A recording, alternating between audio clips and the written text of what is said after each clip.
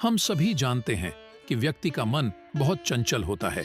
यही कारण है कि मन अशांत रहता है और कई तरह के सवालों का जन्म भी अशांत मन के कारण ही होता है। यदि आप जीवन में शांति चाहते हैं तो इसके लिए जरूरी है मन को शांत करना। लेकिन मन को शांत कैसे किया जाए? गौतम बुद्ध से जुड़ी इस कहानी के माध्यम से आप जान सकते हैं कि मन को शांत करने का क्या तरीका है।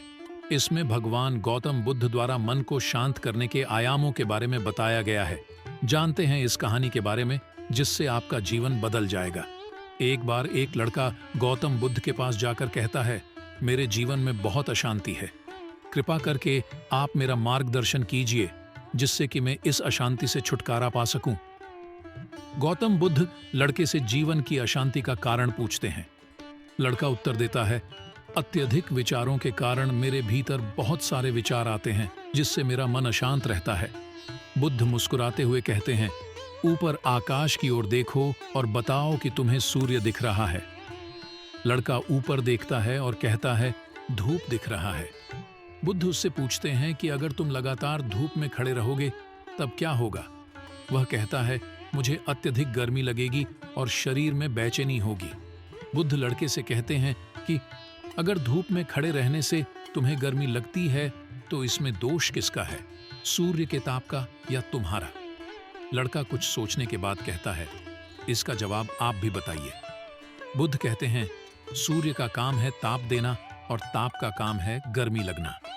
ऐसे में तो दोष तुम्हारा ही है कि तुम धूप में जाकर खड़े हुए जिससे कि तुम्हें गर्मी लगी। तुम्हें अगर शीतलता चाहिए तो तुम्हें छांव में रहना होगा। ठीक इसी तरह चंचल मन का भी स्वभाव होता है विचारों और भावनाओं को जागृत करना। विचार क्षण भर के लिए होते हैं, लेकिन विचार से पैदा हुई भावनाएं देर तक टिकी रहती हैं। लेकिन यह तुम्हें निर्णय लेना है कि तुम्हें विचार और भावनाओं के साथ चलना है या अलग दिशा बनानी है।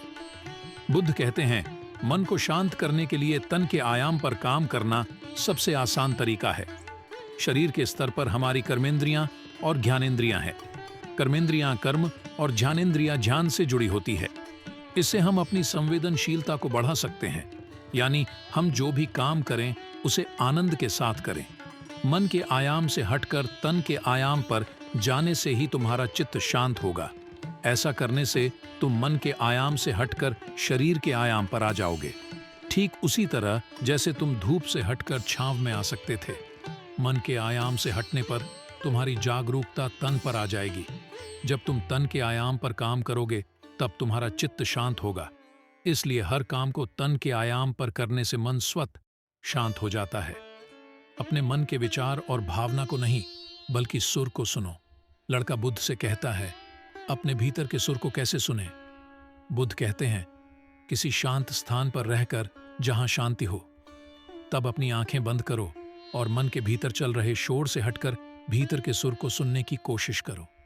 सुर निरंतर चलता रहता है, लेकिन बाहर के शोर के कारण तुम अपने मन के भीतर चल रहे सुर को नहीं सुन पाते हो। जब तुम अपने दोनों कानों को अपने हाथों से बंद कर दोगे तभी मन के सुर को सुन पाओगे। इस तरह तुम मन की अशांति से दूर हो जाओगे और तुम्हारा मन शांत हो जाएगा।